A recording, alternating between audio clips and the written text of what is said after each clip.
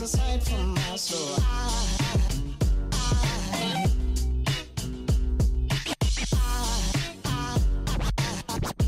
There goes a sight, there goes a sight.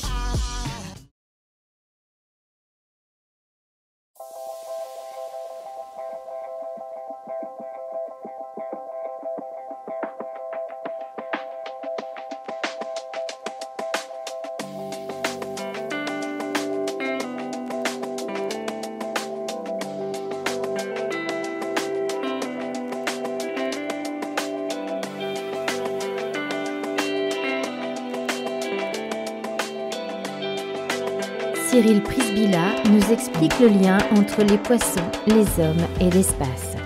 Nous sommes ici au laboratoire Adaptation et Adaptabilité des animaux et des systèmes à Palavas-les-Flots.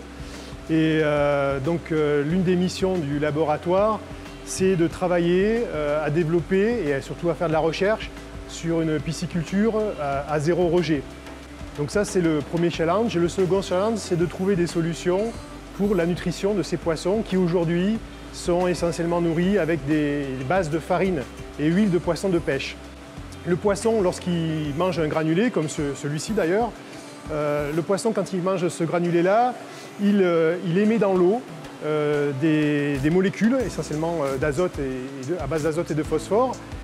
Et l'une des idées, c'est d'utiliser cet azote et ce phosphore pour une culture de microalgues marines, donc un deuxième organisme marin, afin de purifier l'eau, en fait, de clarifier l'eau de l'azote et du phosphore. Nous nous rendons au bassin de culture des microalgues.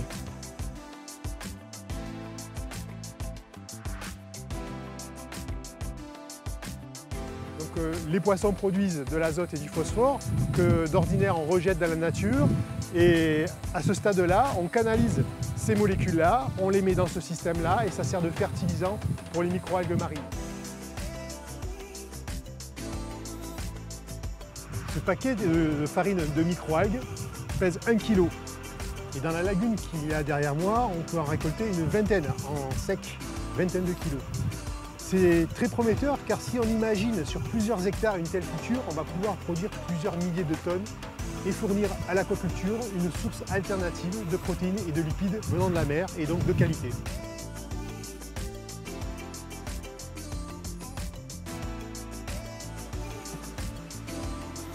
Alors nous voilà de retour au bassin poisson que nous allons désormais nourrir avec un granulé qui va contenir 20% de la farine que nous avons récoltée. C'est une aquaculture dans laquelle, avec le rejet d'un organisme, on crée un autre organisme et cet organisme sert d'alimentation. Celui-là, il est transposable au spatial, par exemple, un environnement extrême dans lequel on peut imaginer, dans une boucle complètement fermée, la création de systèmes de production d'aliments avec des rejets d'une population humaine dans un environnement extrême.